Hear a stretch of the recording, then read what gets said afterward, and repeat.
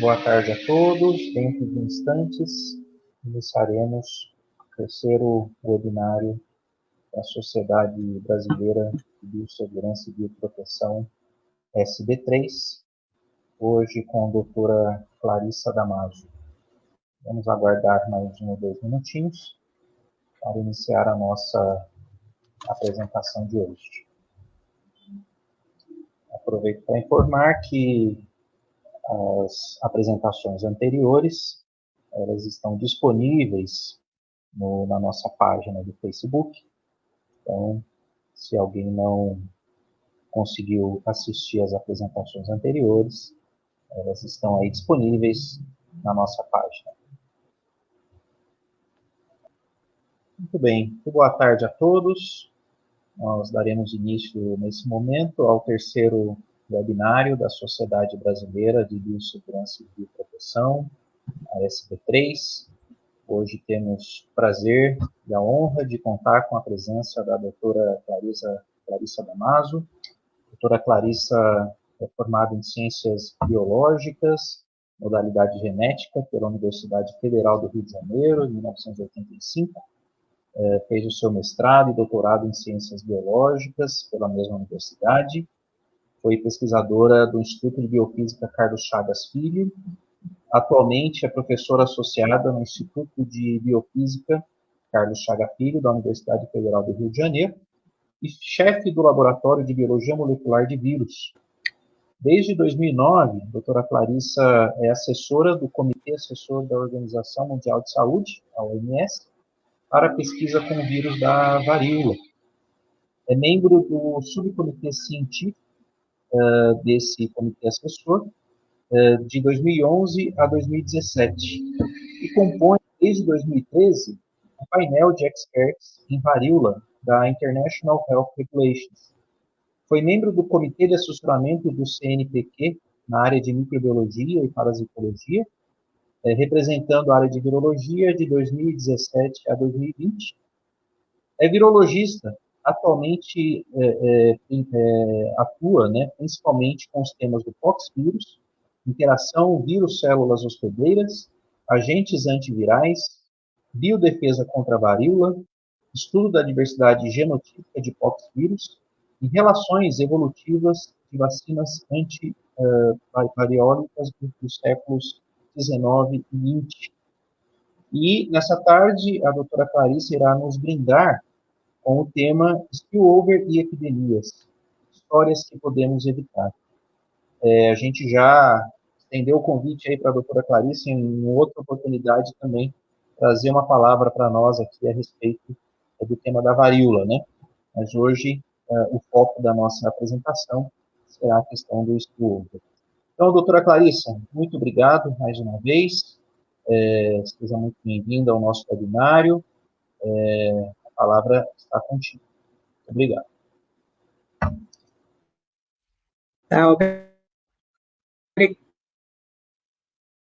De agradecer o convite, da sociedade, em nome também da Leila, que fez o convite pessoalmente, o André, que está aqui hoje, e dizer que é um prazer falar sobre o tema.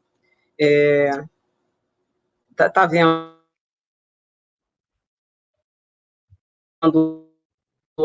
aí, tá tudo certo?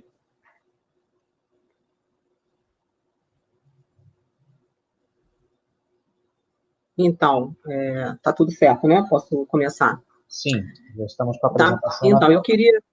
Tá ótimo. Então, eu queria aproveitar, porque como isso é gravado, de qualquer forma, é só fazer uma declaração de que essa apresentação representa a minha opinião pessoal como virologista sobre o tema, e não representa a opinião da UFRJ, do Instituto de Biofísica, e não representa a opinião da OMS de maneira nenhuma. É uma opinião minha pessoal, montada por apresentação a partir da minha concepção como virologista.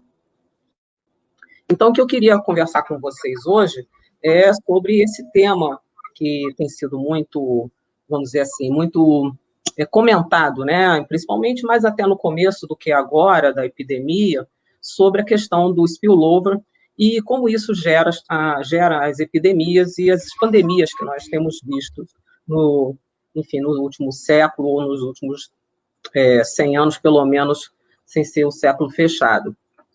Então, o que eu vou conversar com vocês um pouco é sobre como um vírus, então, pode emergir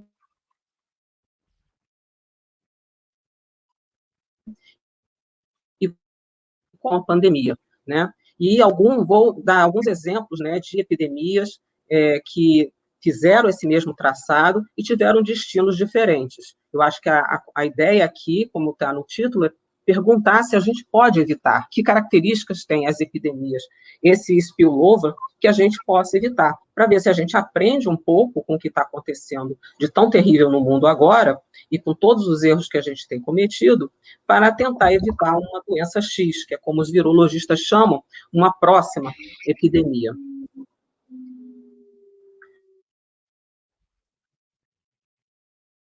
A gente tem que ter noção de que no mundo dos vírus, a gente tem classificados pelo Comitê Internacional de Virologia 6.590 espécies. E apenas isso, né? Porque a gente sabe que é muito mais. Por meio de sequenciamento de genomas, de vários materiais e organismos, a gente sabe que pode extrapolar e a gente deve ter em torno de mais de 100 milhões de espécies virais no mundo.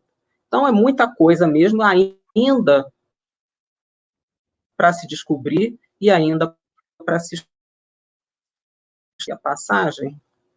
Mas, bom, então, a gente também sabe que 60%, de acordo, né, com os estudos da Organização Mundial de Saúde Animal, que 60% das doenças infecciosas existentes são de origem zoonótica, ou seja, patógenos que causam doenças em animais e que passam para o homem, são transmitidos para o homem. E que 75% das doenças infecciosas emergentes em humanos também têm origem animal. Então, isso é muito claro que as zoonoses têm um papel preponderante nesse contexto de epidemias e pandemias. E as zoonoses, enfim, elas surgiram, né, com o homem há muitos séculos atrás, milhares de anos atrás, quando o homem começou a domesticar os animais para a agricultura, né, começou a invadir as florestas com esse objetivo de caça, de domesticação dos animais e trazendo animais para o convívio dos primeiros assentamentos e vilarejos. Então, os animais chegaram próximo do homem, com isso também os seus patógenos chegaram próximo ao homem. Então, existe um fluxo de patógenos entre o homem, os animais domésticos, peridomésticos, e saindo daí com a vida selvagem, na biosfera, e isso circula entre a gente, isso tem que ser olhado dessa forma, não como uma doença humana, mas uma doença, vamos dizer assim, da biosfera.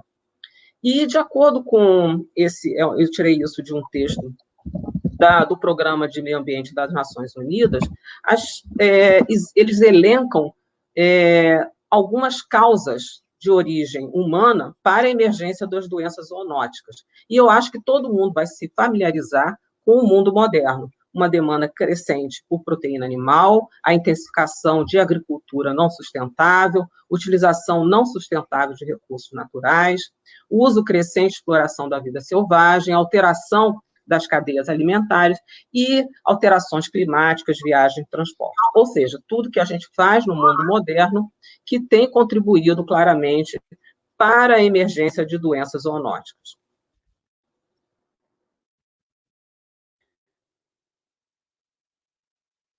E, dessa maneira, é claro que como eu falei, são patógenos, infecções da biosfera, a gente, então, não pode olhar isso como uma doença humana. É importante a gente ter em mente um olhar na hora de estudar essas doenças emergentes e de lidar com esse tema, a gente ter uma estratégia de saúde única na cabeça, né? Onde a saúde animal, ela é interdependente, ela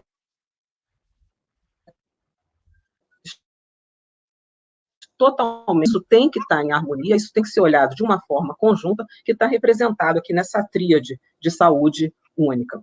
Então, a gente vai ver que muitas das doenças e epidemias, surtos que tenham acontecido, poderiam ser evitados, ou pelo menos ficado num surto contido, não gerado uma epidemia, se essa estratégia de saúde única tivesse sido aplicada, se o olhar de saúde única tivesse sido aplicado.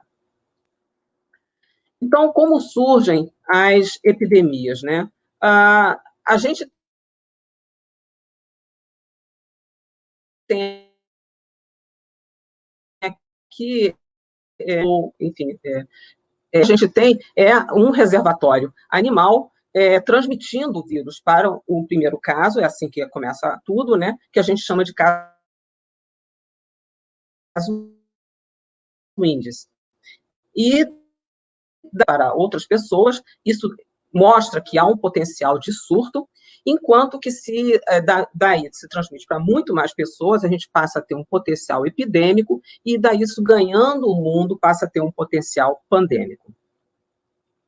Essa transmissão, esse pulo de espécies, é o que a gente chama de spillover, que vem do inglês, né, significa derramamento, transbordamento. Então, é quando um vírus ou um patógeno, estou falando de vírus aqui no caso, porque é onde eu trabalho, que são com doenças virais, então, o patógeno, o vírus, sai do seu hospedeiro, do seu reservatório, e começa a infectar uma outra espécie, no caso, o homem. Se a gente olhar para a questão do spillover, existem, para que isso aconteça, não é uma coisa muito simples. Existem diversos gargalos que precisam ser vencidos, e eu vou dar alguns exemplos para a gente conseguir entender o que está acontecendo. Então, a gente tem aqui os reservatórios, que são animais que mantêm o vírus na natureza, eles normalmente não ficam doentes, ou podem ficar com uma doença muito branda, eles normalmente são assintomáticos, têm uma baixa positividade, se a gente fizer PCR na população, tem uma prevalência em torno de 30%, mas uma positividade, por exemplo, por PCR, em torno de 1%, ou menos, tá? Nessa população. Esses reservatórios, a distribuição deles na natureza é importante, a densidade populacional é importante para que haja o spillover, a prevalência dessa infecção, se for muito baixa, é claro que não haverá esse transbordamento, e a intensidade de infecção. Uma vez isso estando estabelecido, né, eu acho que eu tinha... Não, lá para trás. Então, uma vez isso estando estabelecido, a forma com esse vírus, então, ele pode passar para o homem é importante. Então, se é um vírus que é transmitido pelas excretas dos animais, tem que ver qual é a taxa de shedding desse vírus, quer dizer, de colocação do vírus para fora do animal, né? Qual é a taxa, né, de sobrevivência nesses excretos para o patógeno? É um patógeno muito sensível ou é um patógeno que sobrevive, um vírus que sobrevive muito bem a condições, enfim, vamos colocar assim, de pH muito ácido ou condições adversas do meio ambiente? Como é que é a exposição do homem a esse patógeno? Nessa situação, o homem sempre está de botas e tudo mais, ele não tem contato com os excretas, então a chance diminui. E a mesma coisa se o vírus não for transmitido via os excretos do animal, mas sim, por exemplo, através de sangue, quando o homem abate aquele animal, ele vai ter contato. E aí, obviamente, vários novos gargalos surgem. Mas, ok, o vírus saiu por uma condição discreta, teve contato com o homem, e agora, o spillover deu certo? Não, calma, ainda tem outras coisas, né? A gente tem a dose e a rota de exposições estruturais, né, físicas, que impedem a infecção, por exemplo. Por exemplo, se é um patógeno de entrada pela pele, ele tem que estar com a pele exposta, né, para que haja esse contato. A presença de receptores importantes no homem, e aí eu quero fazer um parênteses, por exemplo, dando como exemplo o homem, o vírus, para entrar numa célula, ele precisa reconhecer uma molécula da célula hospedeira, que pode ser uma proteína, mas pode ser um açúcar, por exemplo, de superfície, e esse encaixe, que a gente chama chave fechadura, né, caracteriza uma célula suscetível, mas nem só o fato dela ter receptores para o vírus não quer dizer que essa célula terá sucesso à infecção. É preciso que ela tenha condições intracelulares que permitam a replicação viral. É o que a gente chama essa característica de permissividade da célula. Então, se o patógeno no spillover encontra uma célula suscetível e permissiva, ok, ele consegue infectar. Depois que ele consegue infectar, tem a resposta imune inata do hospedeiro, você tem a disseminação naquele organismo, e aí sim tem o sucesso do spillover. Então, como vocês viram, o spillover não é um processo direto muito simples. Há uma série de gargalos que têm que ser transpostos pelo patógeno para ele ter estudam todos esses gargalos, que isso claramente é um approach, uma estratégia de saúde única, se você quer controlar, evitar, minimizar o efeito de um spillover. Se vocês olharem aqui, são as mais diversas áreas das ciências da vida, da ciência da saúde. Então, se a gente botar numa forma mais ágil de ver, esses gargalos têm que coincidir de uma forma estocástica, isso é o acaso, para que o spillover aconteça. Então, não é algo que vai acontecer a todo momento, a toda hora. Todos aqueles o sucesso do spillover. Então, é claro que vocês percebem que o que a gente vê hoje em dia, com todos esses surtos que a gente tem de vírus zoonóticos, Ebola, Marburg, vírus da raiva, SARS-CoV, SARS-CoV-2, MERS, influenza, vários, né? Isso aqui é só a ponta do iceberg de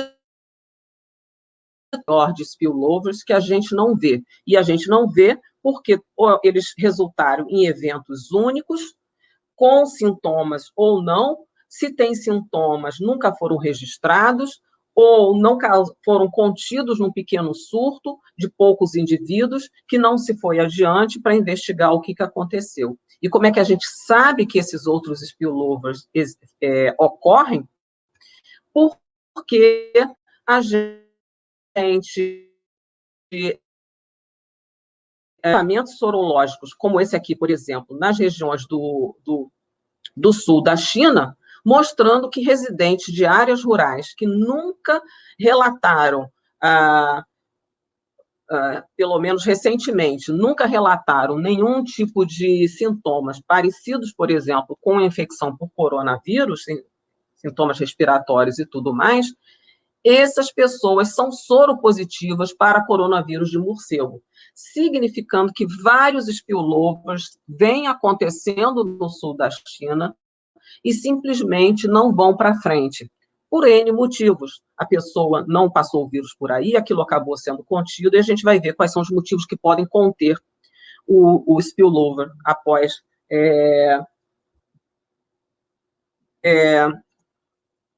desculpa, gente, é que entrou uma mensagem aqui no WhatsApp do André, pensei que era o André, aí falando comigo.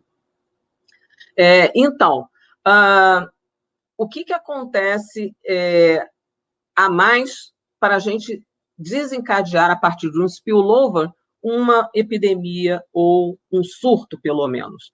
É preciso haver alterações genéticas nesses vírus que infectam os animais para ver o spillover? Essa é uma pergunta que muita gente faz, que, na verdade, isso tem sido o imaginário de muitas pessoas por causa de filmes, né? Um vírus que sofre uma mutação e vira aquele monstro que vai atacando todo mundo e infectando todo mundo numa cidade. Então, agora, os variantes por exemplo. Mas não é nada disso, gente. Alterações genéticas, mutações, recombinações, rearranjos são o dia a dia de qualquer vírus. Isso faz parte dele ser vírus, tá? Eles vão mutando, isso faz parte. Quer dizer que isso vai levar a um spillover? Não, não necessariamente. O spillover, não necessariamente, as mutações acontecem para adaptação no homem no momento do spillover, muitas vezes já aconteceram há mais tempo. Por exemplo, estima-se que o MERS, que é transmitido por camelos, ele já tenha sido, o camelo tenha adquirido o MERS há pelo menos 30 anos. E a gente tem infecções de MERS em humanos somente há 12 anos. Então, as adaptações já aconteceram antes, tá? E o MERS é um coronavírus de morcego que fez o spillover para camelos, né, há pelo menos 30 anos, ou mais até, e depois para humanos. Surgiu em humanos como um hospedeiro acidental. Então, não tem isso de, fez uma mutação e... Não, tá? Não é preciso. Não é necessário. E após a infecção deste caso índice, o que determina, que eu acho que é a grande coisa, o que determina se isso vai ser um surto contido, vai ter um surto, se ele tiver, vai ser contido, ou vai se transformar numa epidemia e, muito pior, numa pandemia, como nós estamos vendo hoje. O que determina isso? Bom, há duas categorias de fatores que eu gostaria de conversar com vocês. Fatores biológicos e não biológicos. Vamos começar pelos não biológicos. O primeiro fator não biológico que pode influenciar nessa tomada de decisão desse caminho é a localização do spillover. Aconteceu numa área rural, afastada, ou numa área urbana. Se aconteceu isso numa pessoa que está lá no meio de uma floresta, numa cabana, a família dele só tem 5 pessoas e eles não têm contato com mais ninguém, esse surto vai ficar ali entre eles e vai morrer ali. Então, depende da densidade populacional dessa área rural e da área urbana. É claro que numa área urbana tem muito mais chance disso ir para frente. Depende também das condições socioeconômicas do local, do desenvolvimento científico do local, isso é fundamental, da vontade política para que haja medidas de contenção e das condições sanitárias e hábitos culturais da região. Então, esses são fatores não biológicos, quer dizer que nós podemos influenciar nisso aí. Quanto aos fatores biológicos, eu quero excetuar vacinas e terapias antivirais, porque nós estamos falando de um spillover que a gente não consegue prever. O fator principal é a contagiosidade, que em virologia difere de transmissibilidade, tá? Transmissibilidade é uma característica do vírus, a contagiosidade é uma característica epidemiológica, isso daí. E a contagiosidade, ela se refere, ela tem como base, né, de cálculo o número básico de reprodução, o R0, e o número efetivo de reprodução, o RT. O R0 seria o número esperado de casos secundários produzidos por uma infecção numa população completamente suscetível. Então, nós estamos falando de nós mesmos quando começou tudo em janeiro do ano passado. Nós éramos completamente suscetíveis ao SARS-CoV-2, né? Então, quantos casos secundários a partir de uma pessoa infectada? Esse cálculo é feito com base em modelos matemáticos, existe uma fórmula para isso, e depende de várias coisas, de taxa de contato, do tempo de infecciosidade que a pessoa fica colocando, então, vírus para fora, tá? Então, é o tempo de shedding daquela pessoa, isso a gente chama de tempo de infecciosidade, da transmissibilidade desse vírus, que são características dele permanecer, por exemplo, qual a via de transmissão, permanecer como em suspensão.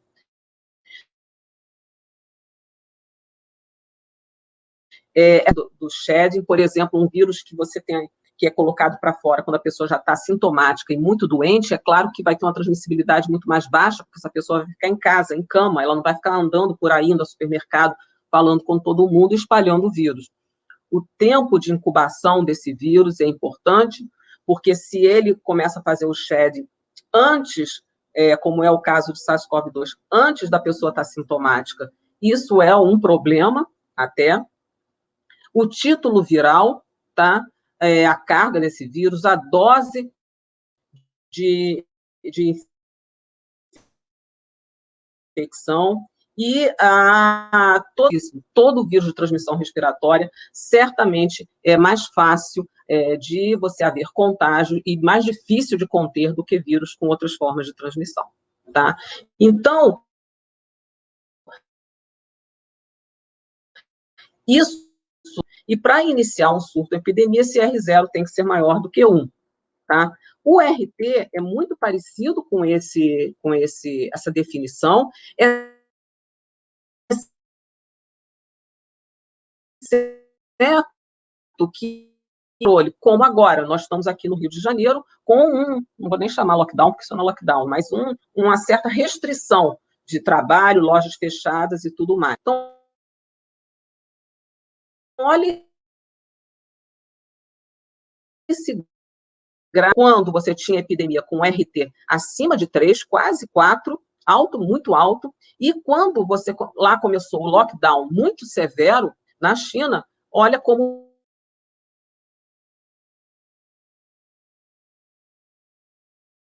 o K1 diz que a epidemia está em declínio, tá?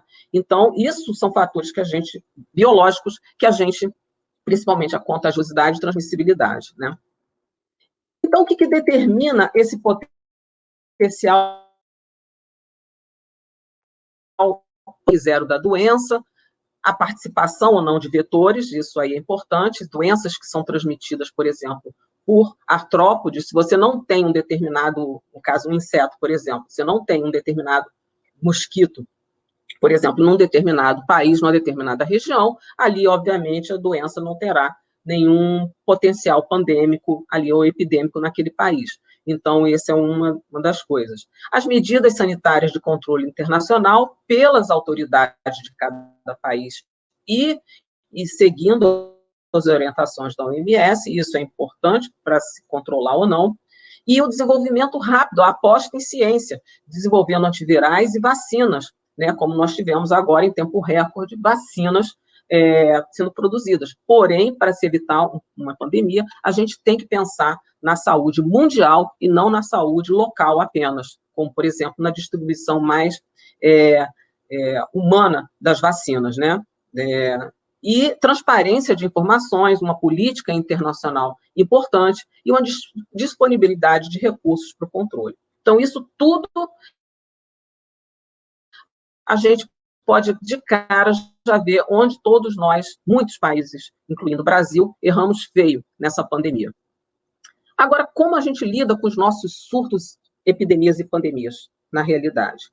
Então, a grande epidemia que a gente teve, pandemia de todos os séculos, foi a varíola, né?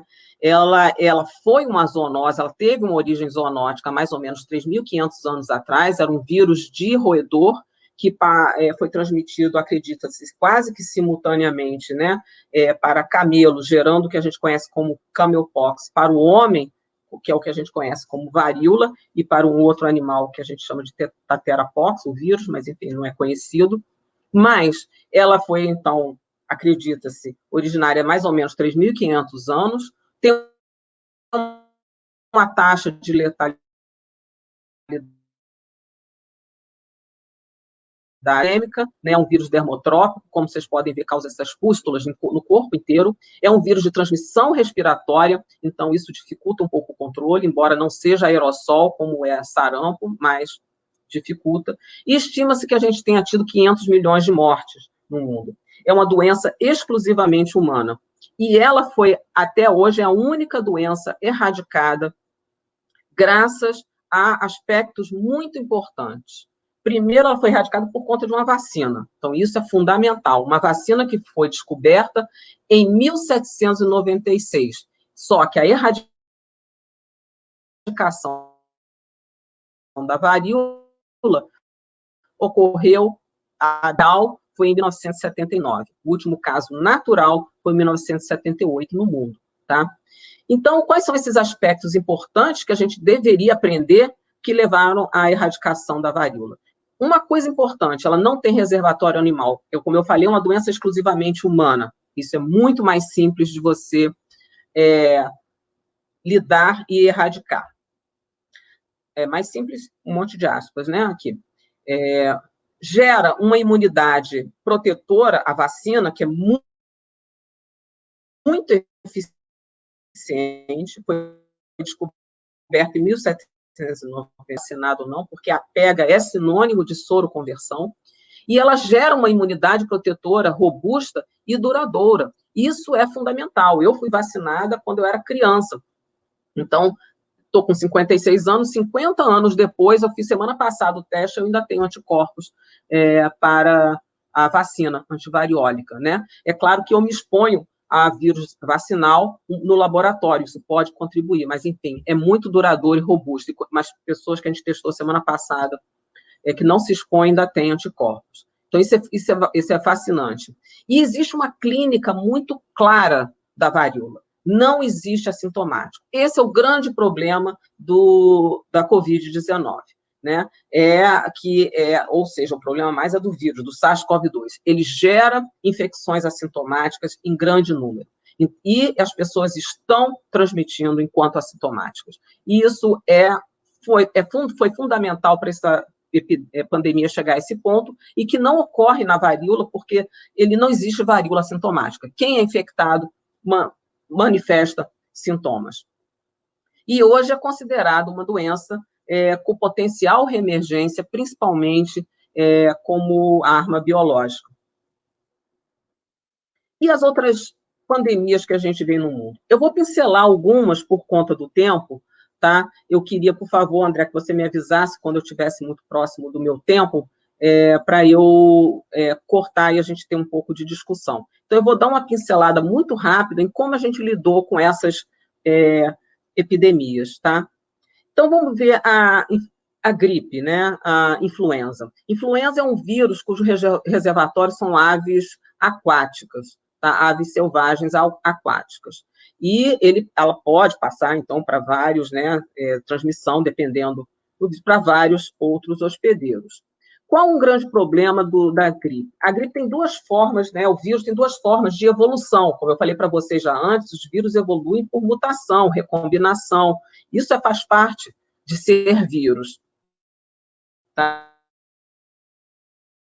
É o que a gente chama de drift antigênico, que são mutações que acontecem devido aos erros de replicação do seu genoma. São erros pontuais que geram pequenas modificações, mas que são suficientes para que os nossos anticorpos, que viram o vírus da gripe no ano anterior, ou os da vacina, já não reconheçam também, por exemplo, os vírus que estão circulando na temporada seguinte, no próximo ano. É o que a gente chama de gripe sazonal, e são as cepas epidêmicas. Lembra, estão nas cepas pandêmicas, como a gente teve a gripe de 2009, né, do H1N1. Como é que isso surge? Surge através de eventos chamados de shift antigênico, e podem acontecer, por exemplo, quando o vírus de origem aves infectam, o porco é muito comum disso acontecer, infectam ao mesmo tempo um outro indivíduo, né, o porco, por exemplo, e os vírus replicam na mesma célula. Na hora de montar os genomas, influenza tem uma característica particular, que o genoma dele é segmentado em 8 segmentos. Tá? Então, isso é como se você embaralhasse as cartas, né? Quando você embaralhasse todas as cartas, que seriam as cartas da ave e as cartas, pode gerar um novo vírus. Em vez dele ter segmentos só do homem, ele tem um ou mais segmentos, por exemplo, de ave. E isso gera um vírus completamente diferente, um vírus que o nosso organismo nunca viu, não está preparado para isso, o nosso sistema imune. E foi o que aconteceu, por exemplo, na epidemia de H1N1 de 2009. Eu mostro aqui para vocês o que acontece devido a esses shifts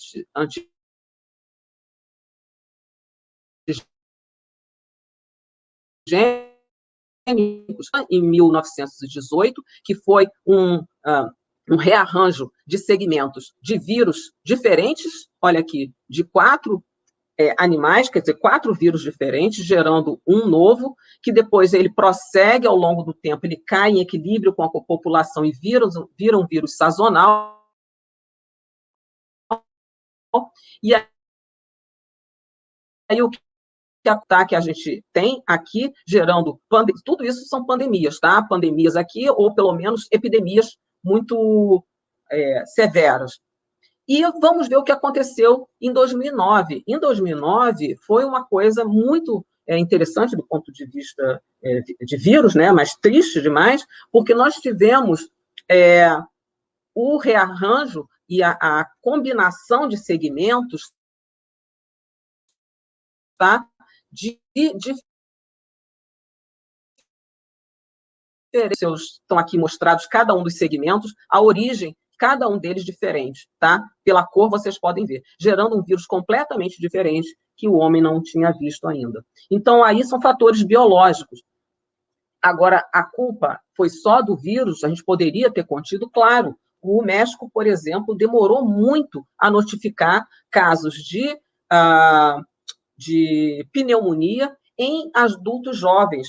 Se você tem num país adultos jovens, pessoas de 20, 30 e poucos anos, morrendo de uma pneumonia gravíssima, que acaba com o pulmão, isso não é normal, isso não é um resfriado, isso não é uma gripe sazonal.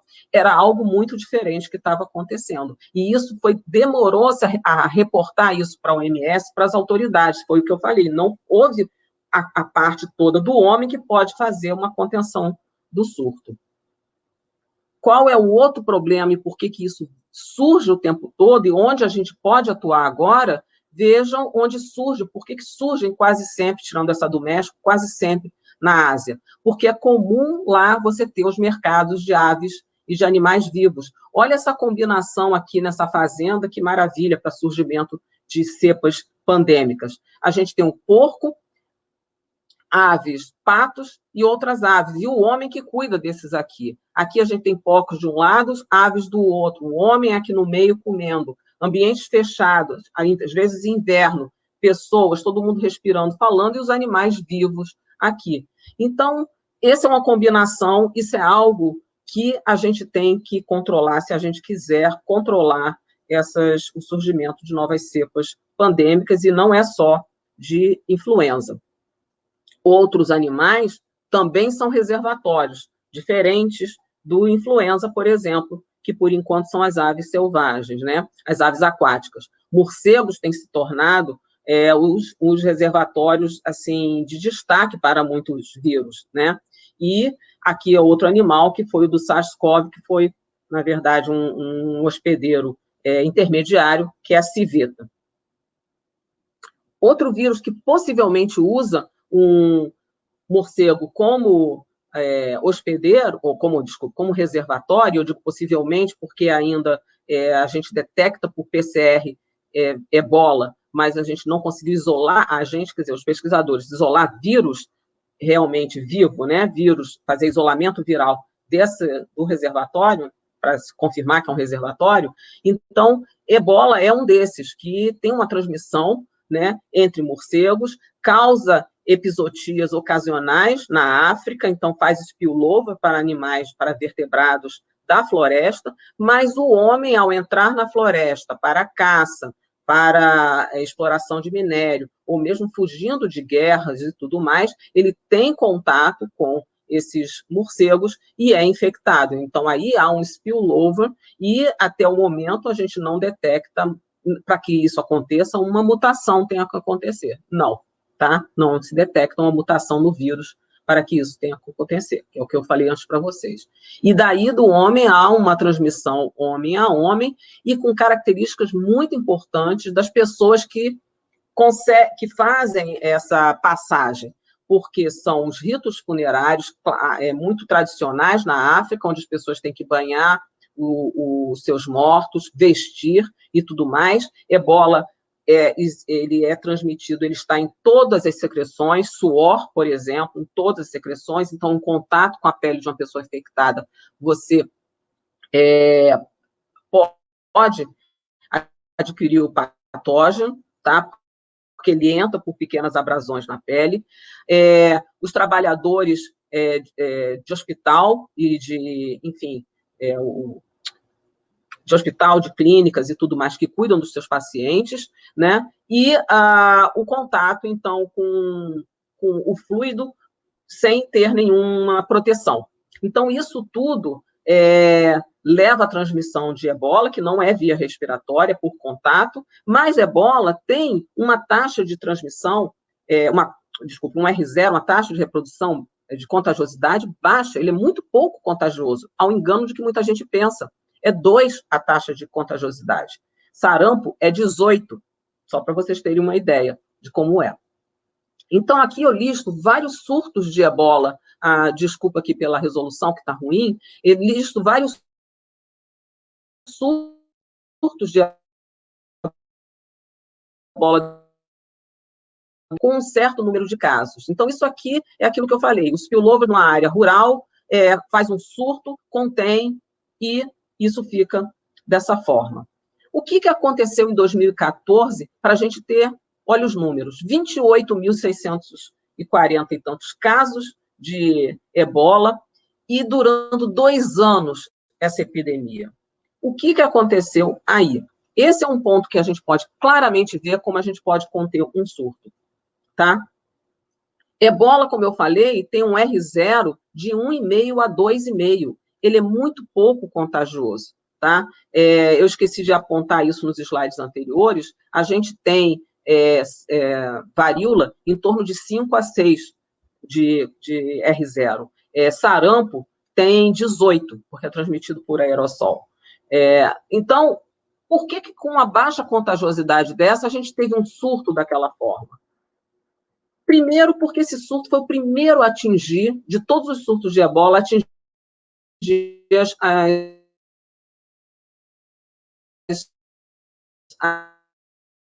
né?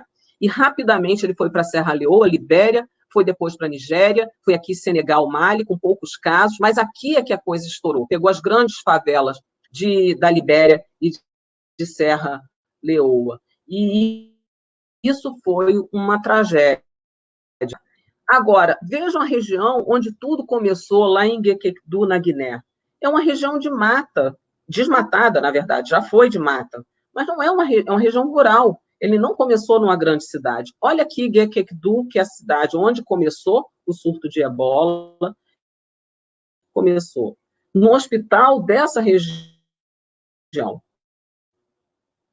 Então, o que a gente tem são fatores socioeconômicos importantes que poderiam ter contido essa infecção. Por que ela chegou, quando ela chegou às capitais, isso não deu certo. Então, se tem que trabalhar nos hábitos funerários, né, da cultura e da parte das tradições dos hábitos, venda de animais esquartejados dessa forma na estrada para comer, então pedindo que as pessoas não comam animais selvagens, e para ver como é que isso é uma coisa que o homem pode conter, olha o número de casos, né, em 2016, na Libéria, Serra Leoa, na Guiné, e olha os números de casos quando pessoas infectadas foram para a Espanha,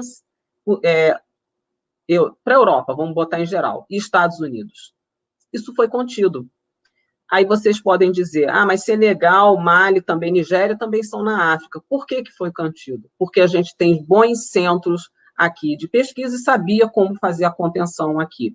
Tá? A gente tem Instituto Pasteur nesses locais, a gente tem hospitais melhores do que aqui. Então, essa é uma questão clara de querer conter, de investir e de ajudar países a conter os surtos. Tá? Então, isso, para mim, se torna muito clara essa diferença. E o que acontece com outros vírus? Eu vou passar aqui rápido para a gente ter tempo de discutir.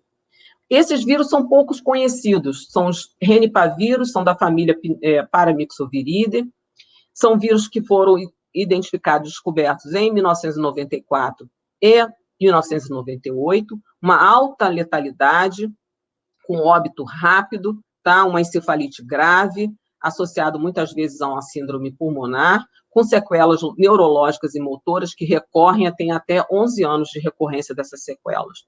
Então, o Hendra foi descoberto na Austrália, onde ele fica, é causado esse vírus Hendra, tá? Em cavalos, de cavalos é um spillover de morcego para cavalos e depois para o homem, tá? Que transmite para o homem.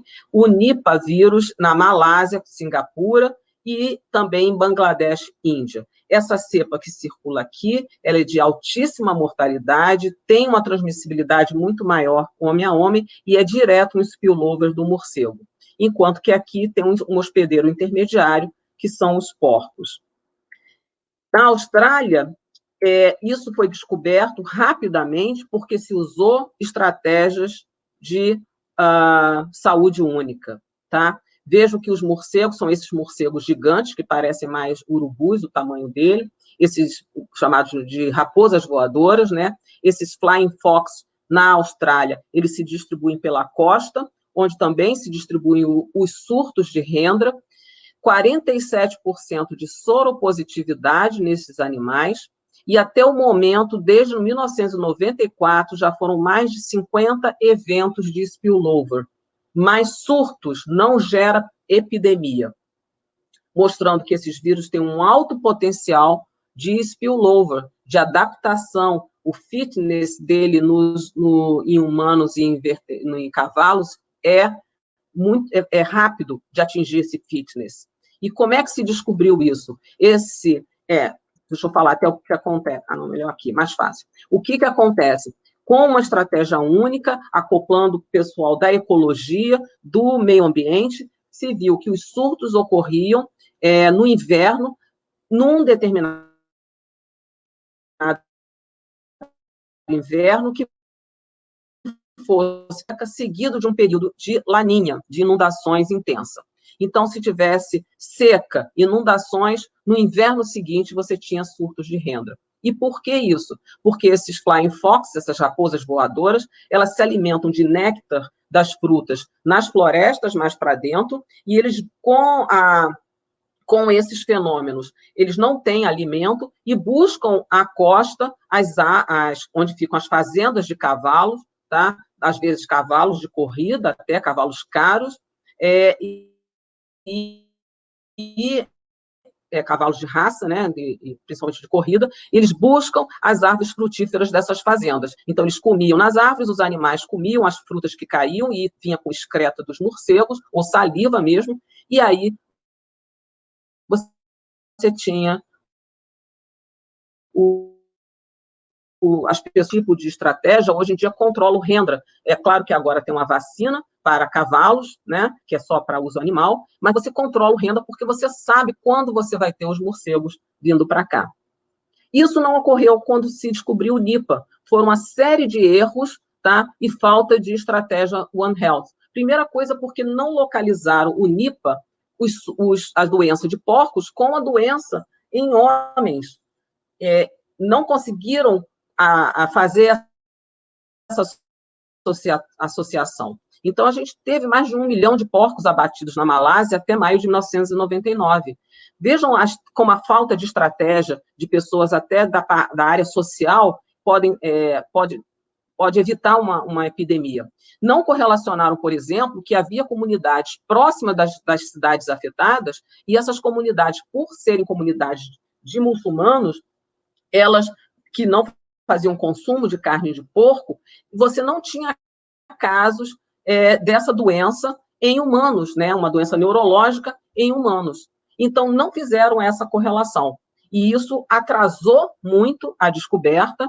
Eles deram o azar também de achar que uma amostra foi positiva para o vírus da encefalite japonesa, de achar que isso era o vírus da encefalite japonesa, foi um acaso que atrapalhou, mas, enfim, faltou estratégia do One Health. Quando se tocaram que aquilo era do mesmo gênero que o vírus Hendra, era um renipavírus, aí foram testar os morcegos e viram que realmente os morcegos que comiam deixavam principalmente as macieiras, caíam as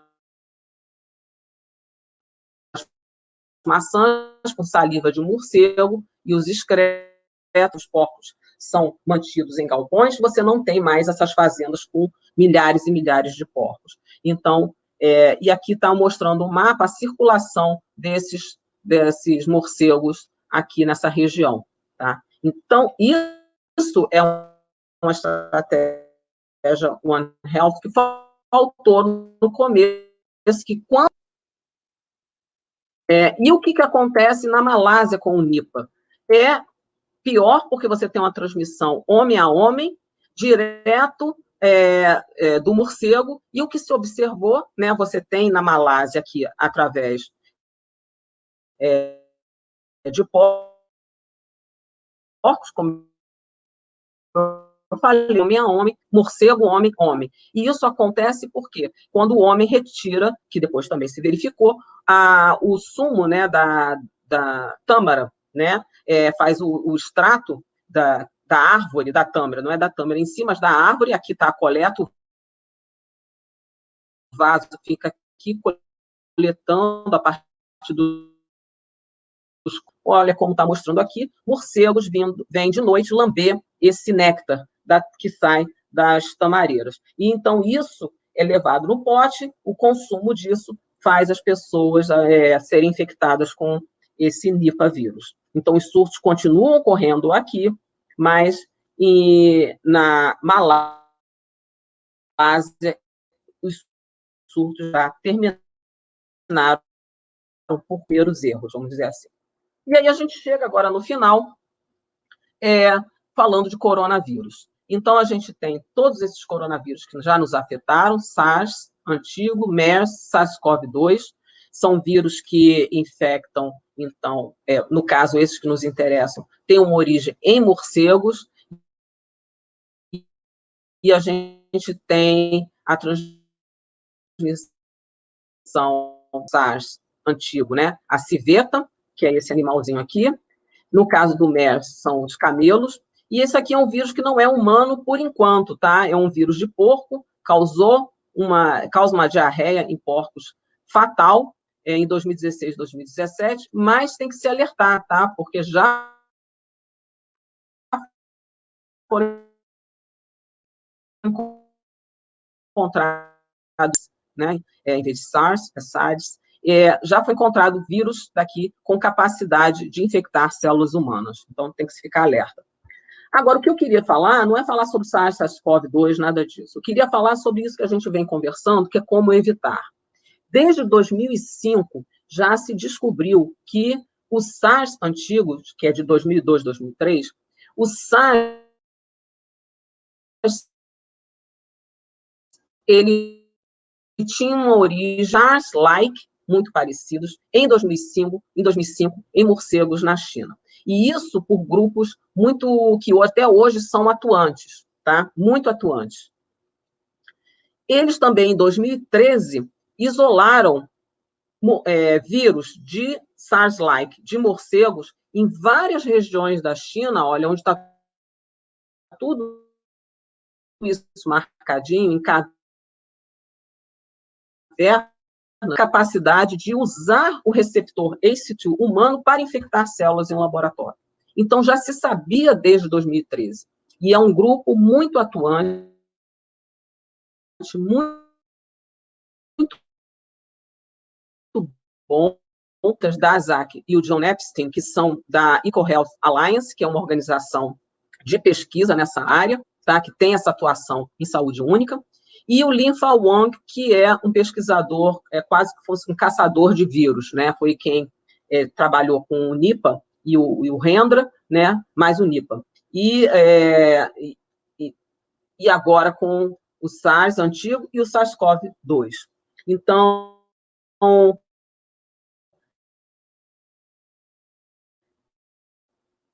e eu marquei, esses trabalhos todos tinham em comum.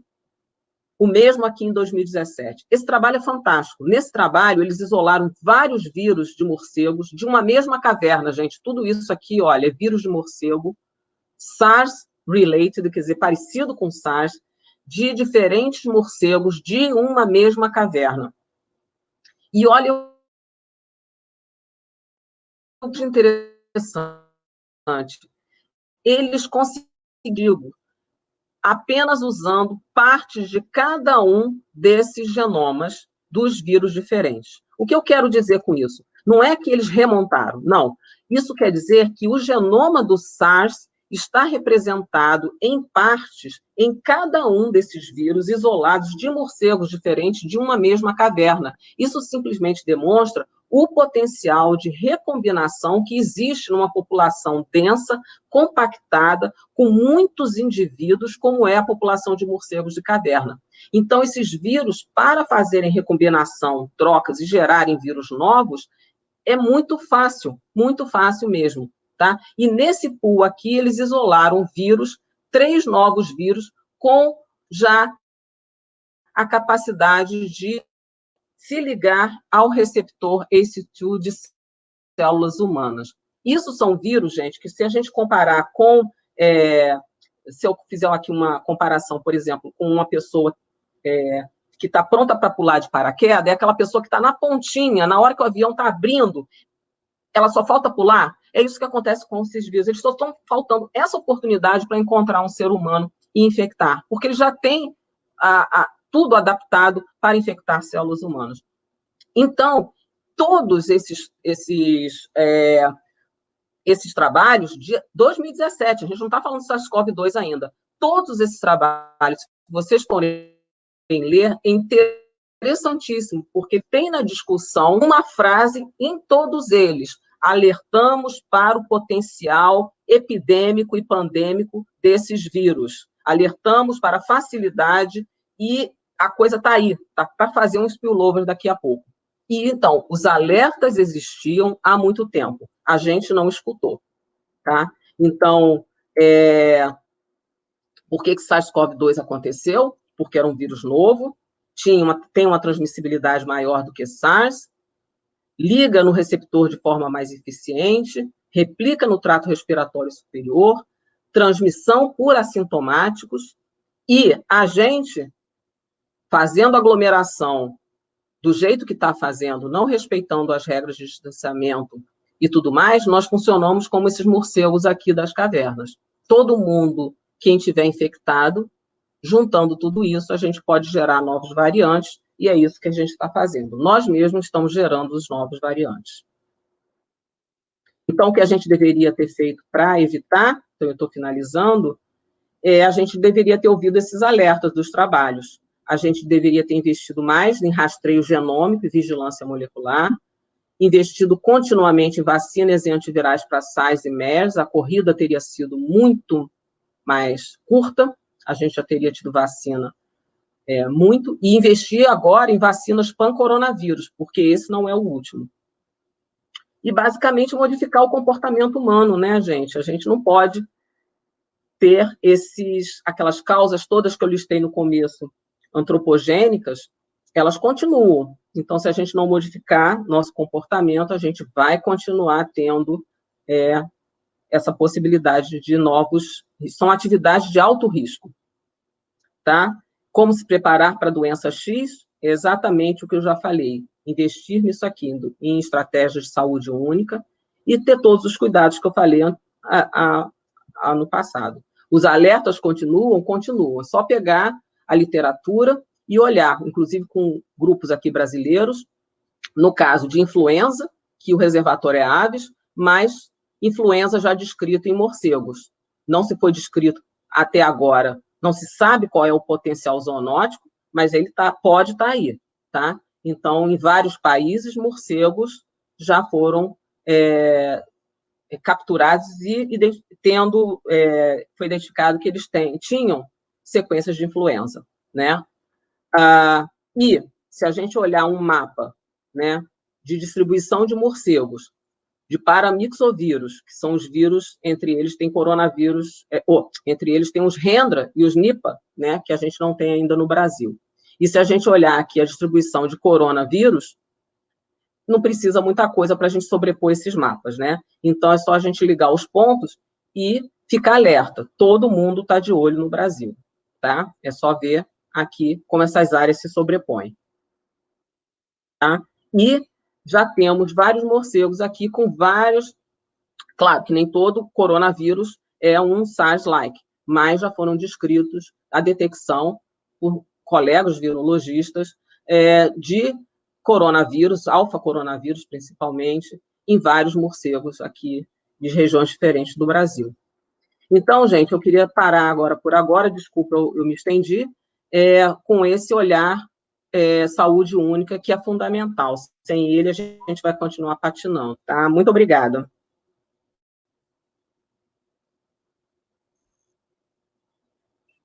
Larissa, muito obrigado. Apresentação excelente, tema Obrigada. muito interessante, né?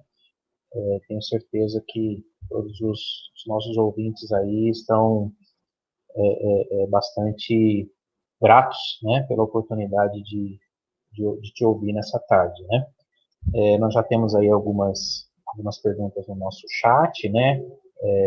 Aqueles que estão nos ouvindo podem continuar enviando aí mais perguntas, que nós vamos ter um tempo agora para o debate, né? Antes da gente passar para as perguntas do chat, Clarissa, eu tenho uma pergunta que, pensando Sim. na realidade de Brasil, né, e nos vírus que nós conhecemos, né, que circulam, seja na Amazônia, né, ou em outras áreas, se a gente tivesse que pensar num potencial pandêmico, né, de algum vírus brasileiro, né, você chutaria algum vírus que pudesse vir a causar, né, uma epidemia ou mesmo uma pandemia? Olha, do que nós temos atualmente, deixa eu ter que dar uma pensada, porque a gente tem muito vírus sendo detectado, mas não necessariamente a gente sabe, por exemplo, esses coronavírus que são detectados, conseguir fazer o spillover para humanos se vão causar alguma coisa.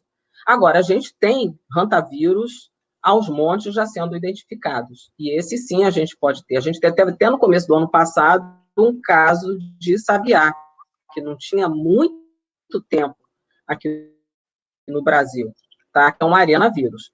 E um arenavírus de uma gravidade extrema. Nós tivemos um caso só, mas é possível. A transmissão é via roedores, né, no campo. Então, esse pode ser um problema. E a gente tem vários outros, né? A gente tem uma floresta amazônica aí riquíssima em vírus, em arbovírus e outros vírus. Então, eu para pontuar aqui o que poderia ser, eu não sei o quanto anda a pesquisa a ponto de já se ter surtos ou não. Mas eu apostaria, talvez, no que a gente tem agora, em hanta e arenavírus por aqui, né? Mas eu acho que a gente tem que ficar de olho nesses outros vírus que são descobertos em morcegos, por exemplo. Febre amarela é algo que preocupa? Olha, não deveria, porque nós temos uma vacina eficientíssima, que é a mesma desde 47, 45. A gente tem uma vacina que é que funciona desde aquela época. E eu fico impressionada como a gente consegue negligenciar isso. Os avisos que a febre amarela estava avançando na região da costa brasileira, né, retornando, já vem de muito tempo, e eu não consigo entender por que as pessoas, com vacina por aí, e as pessoas têm essa resistência. Então, eu não me preocupo que eu me vacino, mas eu acho que a população brasileira tinha que se preocupar. Mas tem que vacinar, entendeu? E é a mesma coisa, a gente continua entrando na floresta e tudo mais. Se a gente mata a floresta, onde está o mosquito que transmite, a gente vai acabar daqui a pouco com esse vírus vindo para a cidade e fazendo a febre amarela urbana. Basta ele se adaptar novamente a circular em Aedes. E o que a gente mais tem aqui é Aedes, né, nas cidades. Então, basta isso. Clarissa, nós temos uma pergunta aqui da Leila, né? Estou projetando aí. Ela fala o seguinte, né? Boa tarde, obrigada pela excelente palestra, Clarissa. Você acha que é factível a adoção de medidas via abordagem de saúde única pela OMS que possam servir de contenção para uma próxima pandemia? Quais são as estratégias adotadas? Olha, a OMS já tem esse olhar há tempo, né? Eu tenho acompanhado o Mike Ryan fazendo as lives da OMS, né? Ou mesmo as gravações que a gente vê de falas dele são muito contundentes em ter isso. Se o homem não tomar providências e controlar a maneira como ele lida com o meio ambiente, a gente vai ter certamente outras pandemias. Agora, a OMS não é um órgão fiscalizador, né? A OMS, ela faz recomendações e ela não tem como obrigar os países a seguirem. Então, o que a gente tem que pensar não é... A OMS, ela tem um poder muito grande, assim, de ajuda a países que não têm uma estruturação política ou socioeconômica boa, como você tem países da África e da Ásia. Mas em países em desenvolvimento e países ricos, a OMS faz recomendações, e seria bom o país entrar em consonância com a OMS. Isso nem sempre acontece. Então, em as medidas, eu acho que tudo aquilo que eu listei, a menos, a gente ter um consumo mais sustentável, a gente ter lidar com a natureza de uma forma mais sustentável. Não adianta achar que é matando macaco que a gente vai controlar a febre amarela. Os macacos são os alertas para a gente de que há vírus naquela região. Então, também não é matando o morcego que a gente elimina, você não entrando, por exemplo, nas cavernas onde tem os morcegos para pegar guano, como acontece lá na Ásia, descalço, sem proteção, depois pega aquilo com a mão. Então, assim, é uma questão cultural, uma questão de educação, ao meu ver, desenvolvimento de educação e desenvolvimento de saúde na população vão fazer ela ter um impacto maior ou pensar de uma forma saúde única. Mas isso tem que ter vontade política, né? Então, infelizmente, eu acho que ainda não se dá conta disso. Larissa, o Silvio Vale faz um comentário aqui no chat, né, a respeito da importância das vacinas, né, até para o retorno às aulas e tudo mais. E aí a pergunta que eu faço para você, né, daquilo que já se conhece a respeito, né, do SARS-CoV-2, você acha que nós vamos ter um procedimento similar, né, ao da influenza, da vacina ter que ser reconstruída a cada ano?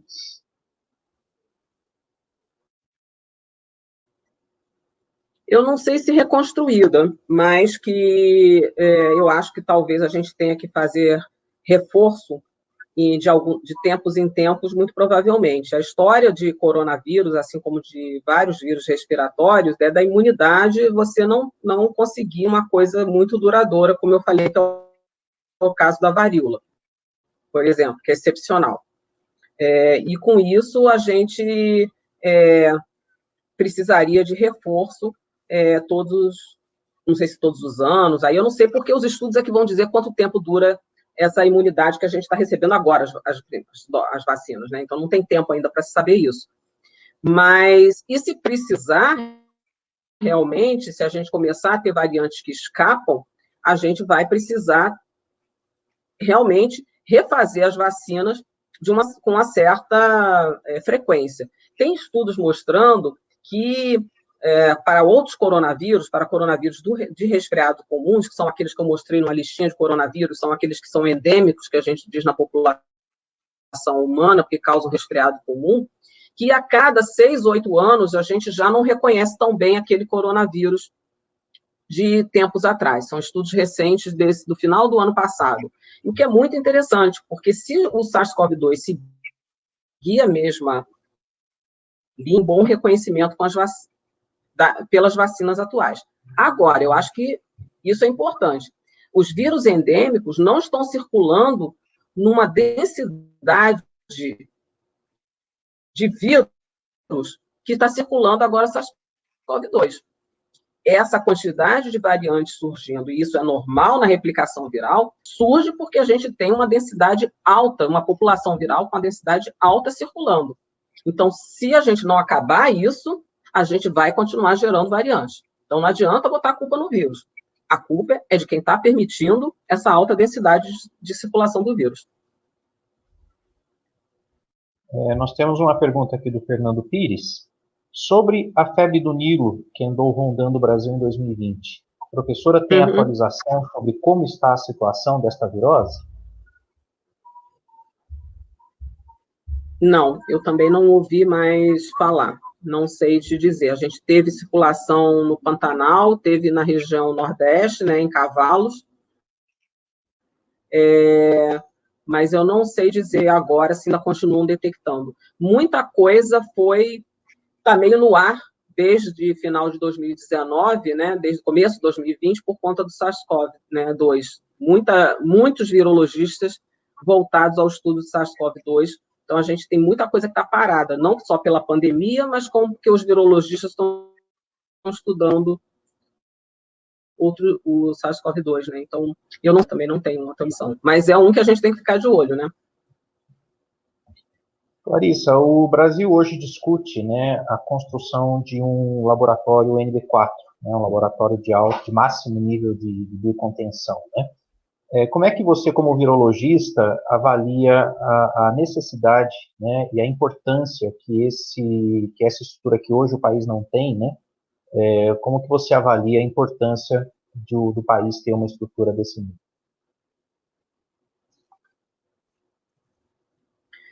Olha, eu acho que tem vários aspectos aí que a gente pode olhar. Pelo lado da gente ter essa riqueza, dessa diversidade de micro-organismos, né, até pelas dimensões do país e nossa geografia, eu acho que seria fundamental, porque se a gente tem aqui qualquer caso, por exemplo, até do sabiá, por exemplo, a gente tem que vir de fora, auxílio, tem que ir para fora o estudo desse vírus, porque a gente não tem um NB4. A gente tem laboratórios que têm um potencial de transformação rápida em NB4 a partir do NB3 que eles já são. Por exemplo, lá no Evandro Chagas, se eu não me engano, é assim. No Instituto Evandro Chagas. Mas, então, por esse lado, eu acho importantíssimo ter um NB4. Agora, pela situação que nós temos no Brasil de investimento em ciência, eu acho, por outro lado, perigoso. Perigoso por quê? Porque NB4 não é a construção dele, que já é caríssima, é a manutenção. A manutenção dele, anual, é na faixa de milhões de euros. O Brasil vai ter dinheiro para investir, ele não pode ficar parado muito tempo. Ele tem que ser feito parado para manutenção, quando a gente diz que ele esfria o laboratório, né, porque a gente para de trabalhar com os vírus, o laboratório a gente chama de ficar frio, para fazer uma manutenção, e ele tem que continuar o tempo todo. Então, ele não é um laboratório que você fecha e abre na hora que surge um patógeno. A gente tem demanda para isso. Outra coisa, se a gente tem demanda, ok. A gente tem dinheiro para esse tipo de manutenção. Se a gente não tem, aí a gente tem uma bomba atômica. É pior do que não ter, porque se tem um NB4 funcionando mal, você tem perigo de escape e você tem perigo de acidente. Então, eu não sei te dizer o que eu preferia, porque eu preferia que o Brasil tivesse investimento em ciência, sério, muito bom, porque eu acho que aí a gente estaria progredindo muito mais, porque mente a gente tem, as mentes, falta investimento, tá? Então, eu acho que o NB4 interessante, e depois, quem controla o NB4, tá? A gente, tendo um caso desse, pode ser visto como um caso de defesa nacional, ok, mas a gente precisa ter uma conversa mundial, por exemplo, um surto de qualquer uma dessas doenças.